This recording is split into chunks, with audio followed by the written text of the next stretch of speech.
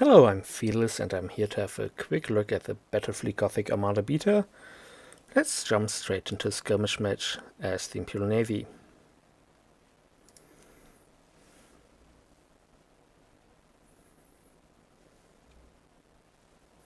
We're in the dockyard area where you can purchase or add ships to your fleet and modify them.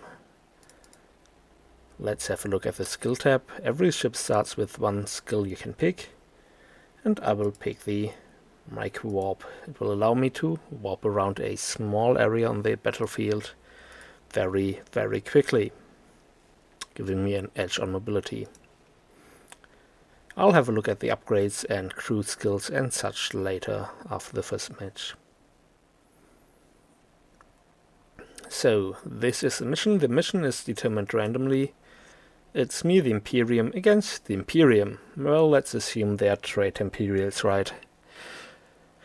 We have fleet points available. That limits the maximum size of our fleet. It's 250 points. If you stay under the maximum size, you get bonus renown. Renown is your basic resource and the measure of XP which ranks you up. As your character ranks up or your admiral ranks up, you can have command of bigger ships and more ships at the same time, as well as unlocking upgrades for escorts. So we got our Dauntless class ship, which is a nice little light cruiser, has a nice broadside and in this case a lance battery. To go with that, let's get a few Firestorm frigates, which I like. They also have very nice big guns mounted on the prow. And I like big guns. Who doesn't, really? Oh yeah, this close-up at the mission start is really nice, is it not? The game looks fabulous. So here comes the Dauntless. Our mission is to destroy the enemy ships. Makes sense. It's a simple cruiser clash mission. So find and destroy the enemy. There are other missions available, but you also unlock these as you rank up your admiral. Let's, before we start the mission, have a quick look at some settings. You can set your ships to different engagement distances. 3k is short range and up to 12k. You can also set them to face the enemy or show them their broadsides, as my Firestorm frigates have a prow-mounted gun, as you can see here, fires in the forward arc, and a 270-degree macro light turret. I'll set it to face the enemy instead of showing its broadside to the enemy. The Dauntless class, however, has not only a macro light turret and a prow-mounted heavy lance, but also macro batteries to the sides. So I'll leave it to broadside and turn it around every now and then to fire the prow-mounted lance, which you can see has a fairly good damage rating. It's also accurate and armor piercing, so it will always hit and the armor won't count against it as much as it would against normal weapons. You can also set if it should prefer one side over the other, but it really doesn't make a difference at this point. Other things you can see are the ship stats, which we'll have a look at later, and the various guns you have mounted here. So let's just start the game. You can see that the enemy just turned up as those two red blips. It means that you know that there's an enemy vessel there, but you don't know which kind it is. Thing is, you can only really shoot at enemies you can identify, so we'll have to close distance and have a closer look at them first before we can kill them. There's one exception to that, and that's torpedoes. I don't have any torpedoes mounted on my ships currently, but if you would, you could shoot them in a straight line forward, and they would just fly and fly until they hit something or reach the next distance and self-destruct. That's a way to actually shoot at ships without being able to see them. This is taking a long time, and I hope to catch one of them alone, so let's just boost our engine output, shall we? As you saw, when I boosted that engine output, they not only move at twice the speed and use up this maneuver gauge, but they also get identified by the enemy immediately because the engines run so fucking hot.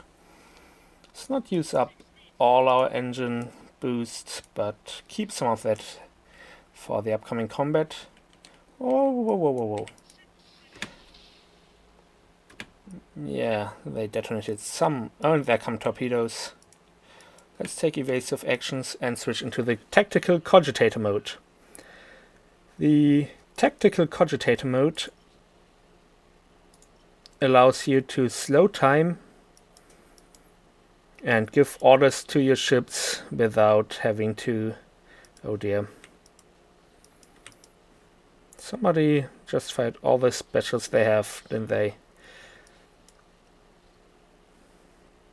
And allows to give, the tactical cogitator mode allows you to give commands to your ships without having to super micromanage them in super speeds, because you're not a Korean Prodigy RTS player. At least I'm not. Of course, this won't quite work in multiplayer, I suppose. So enjoy your single player game as long as it lasts. Let's close distance with the enemy big... It's a Dauntless MK2. It's firing torpedoes, same with for the other, also Dauntless MK2 and a Cobra Destroyer. Cobra Destroyer is fairly weak, but also carrying torpedoes, which is why the space was saturated with torpedoes. Every ship of yours has a turret rating, and turrets will actively shoot down torpedoes, enemy fighter craft, bomber craft, assault craft, and boarding pods. Oh, the Prow Lance just lit up that Dauntless class, and more Lances firing here. Yeah, we can see boarding pods incoming on my Firestorm frigate, and the turrets trying to fend them off. Boarding does sound reasonable at this point, so why don't we? Let's turn our broadside to the enemy, open up with our macro batteries, and use that boarding action.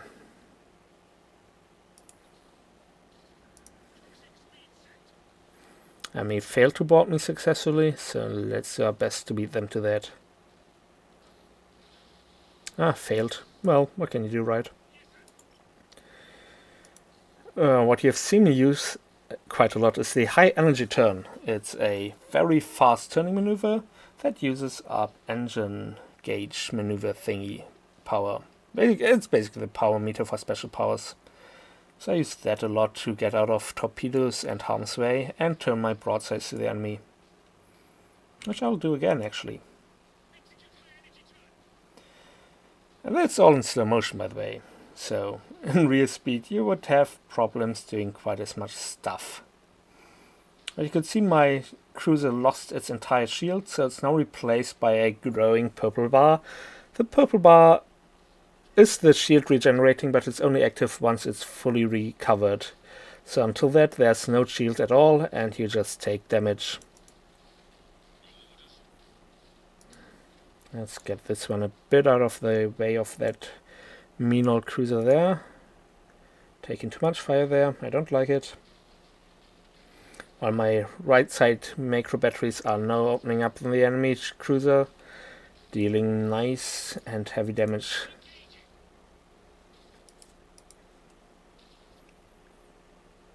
You can see that there's so-called orders, special orders, that will allow you to raise your armor, boost your damage output, or stealth away. As we're in the middle of combat, let's lock on to the enemy, increase our accuracy and the critical chance each weapon has. You can see how the macros are opening up on both targets here. Nice broadside. Scoring a few hits.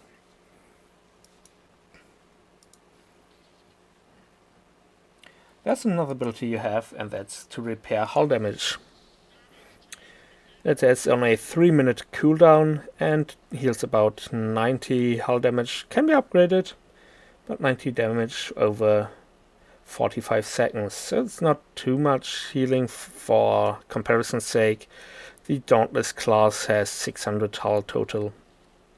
Well, it's a nice little boost you can and should think of. A side effect your repairability has is actually putting out fires. So your ship can be put to fire by boarding parties, for example, and those repair abilities can put that out. It's a 3-minute timer, so use it well.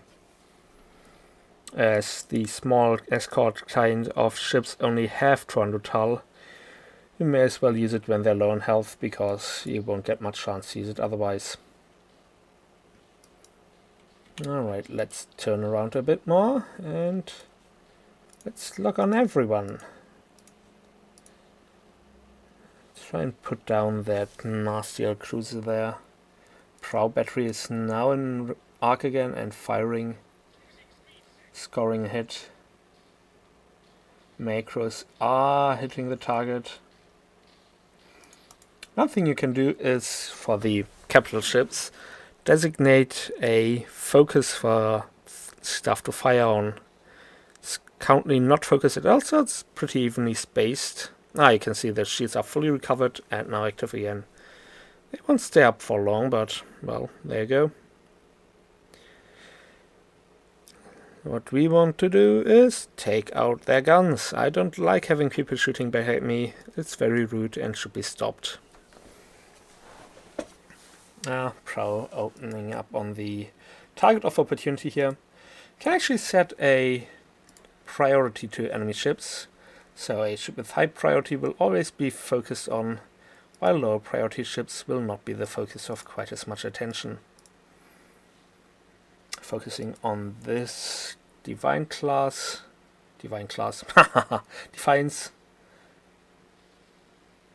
Dauntless class cruiser. Alright. It's at roughly half health. That's quite a lot of health. Must have been upgrading their health actually. Right, we're getting too far away. Let's set it too close and further. Shields are back up. Nice. Turn around and return to normal speed. Yes, this is normal speed now. I think with the Cogitator slow speed, it's feeling quite a lot like an turn-based game, because you actually have time to do tactical stuff, to think about what you're doing and act upon your decisions, and not be limited by your ability to click very, very fast around.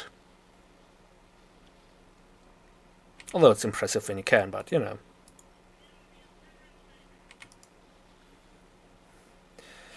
It's heavily damaged and it's trying to get away. You can see it's trying to open a war portal here. Don't have the boarding ability ready yet to stop it, so let's try to kill it before it's getting away, guys. Once your lightning strike is recovered, you can try to stop. I think I'll kill it anyway. Come on, a few more hits. Broadside opening up. Yeah. Is it dead? Or is it getting away? It's close. There we go. Now, unfortunately, my cruiser was quite close to the enemy, so when it explodes, it takes a lot of damage. Nothing you can do about that, but we got them just before they escaped. You see that? Oh, is it gone now? Flipping hell, I think they made it. Well, there you go. Oh, sure, it got him. Damn it. Now that one's dead. Leaving only a lone cruiser. Let's fix some hull repair. They destroyed my generators, taking out my special powers.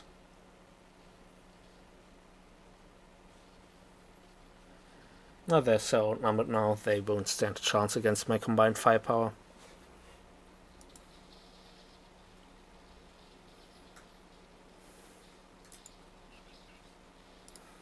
And boarding.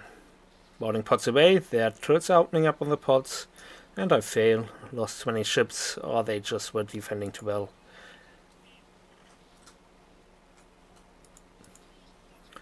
Let's close in a bit. I don't want him to get away.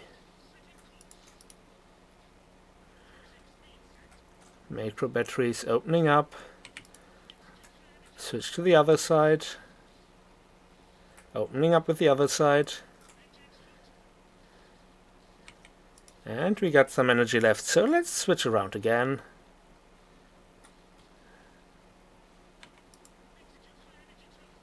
And macro cannons away. Lock on everyone. And away. And we're out of energy now.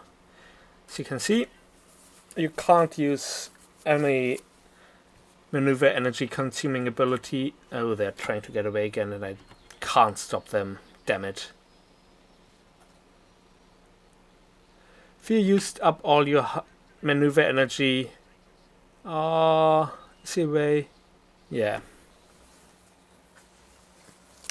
If you used up all your maneuver energy, the bar turns red and you can't use any until the bar's full again. So it's advisable to not empty the bar completely to keep some maneuverability there. Alright, we still won. They just got away, which is a shame, but... Actually, only one of them got away. One of them was actually destroyed. You can see you get a reward for winning, a reward for destroying and for crippling enemy ships. The bonus is from not having filled out the available fleet power, fleet points to the max, so there you go. Also my Dauntless class was leveled up to level 2. Let's see what we can do here now.